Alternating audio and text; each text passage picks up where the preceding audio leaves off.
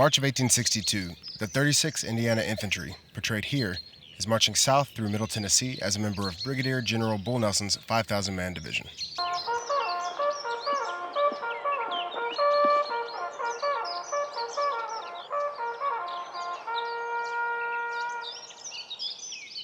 In just over 2 weeks, many men of this regiment will lay dead on the battlefield at Shiloh, and hundreds more will die in the campaigns that follow. But for now, the breakfast bugle sounds. Breakfast time. Breakfast time. Come and get it, dogs.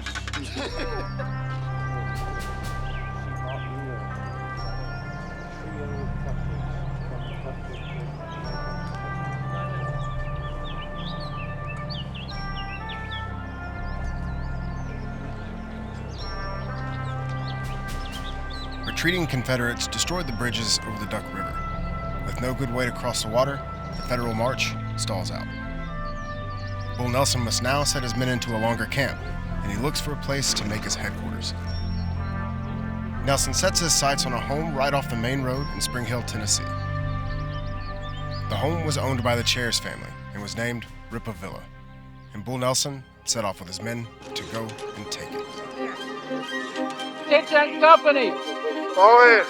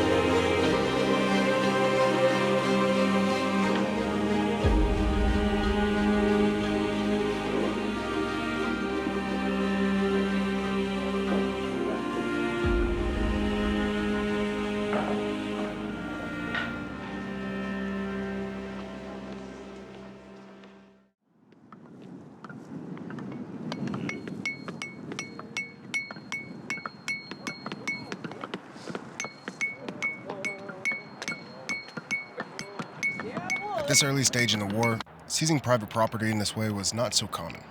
But as the war drug on, hard campaigning forced both sides to embrace this practice. For many of these Hoosiers, their march south was the first time taking in the southern countryside, and it was also their first encounter with the institution of slavery. Corporal Maurice Williams of the 36th Indiana would write in his journal, "We are marching through a splendid turnpike, through as beautiful a country as ever man laid eyes on. The scenery is beautiful, and one never gets tired of looking at the mansions and the whitewashed cabins of the Negroes that dot the plantations." For the scores of enslaved people at Rippa Villa during the occupation, the arrival of Nelson was a powerful sign of things to come. Many of the enslaved in those cabins along the march would later join the Army, fight, and die for their freedom beside the 36th Indiana in battle. Though the stories of the enslaved are not portrayed here, they were here, and their stories are vital to understanding how we interpret the lessons of these events, and we encourage you to come hear those stories like the hundreds of visitors who came on this day.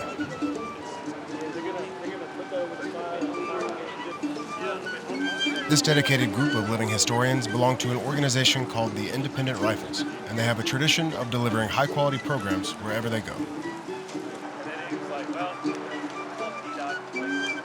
Guests were able to engage with soldiers at the camp and inside the house during tours. They even got to watch a game of baseball.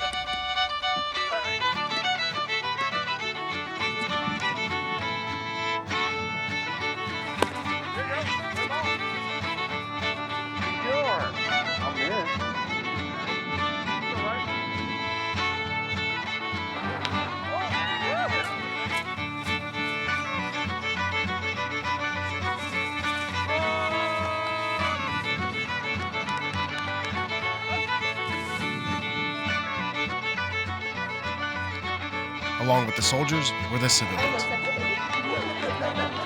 They showcased their art, their clothing, and their 19th century skills. But of course, no living history event would be complete without a drill exhibition and a live fire demonstration.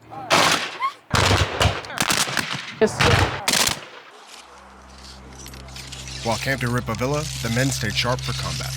They're in the process of loading. They are going to take a cartridge out of their cartridge box, which is on their hip, and they're going to tear the top of it, pour the black powder down the barrel, seat the bullet in the barrel, and then use the ramrod to push that bullet to the base of the barrel. Aim! Fire! So what they just did was fire a volley. All of them fire the rifles at one time, downrange, to get as much lead downrange as quickly as possible. The only problem with that is now everybody is out. They all have to load. Another one would be fire by file. Fire by file from the right. So they're firing by file. Every two guys would go and fire all the way down to the end of the line, then they would fire at will.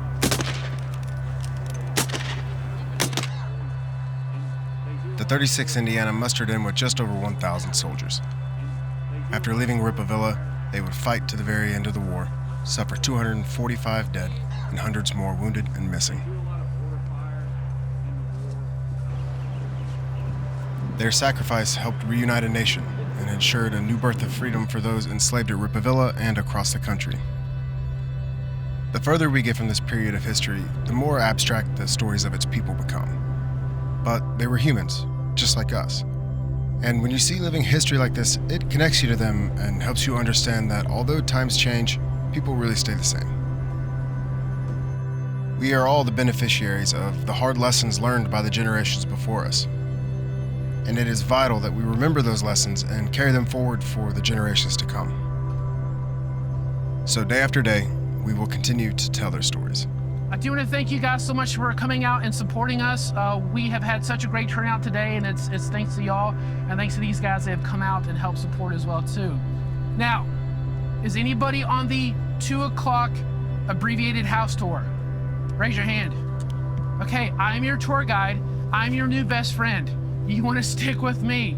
If you're going to get onto a later tour, that will be at 3 o'clock.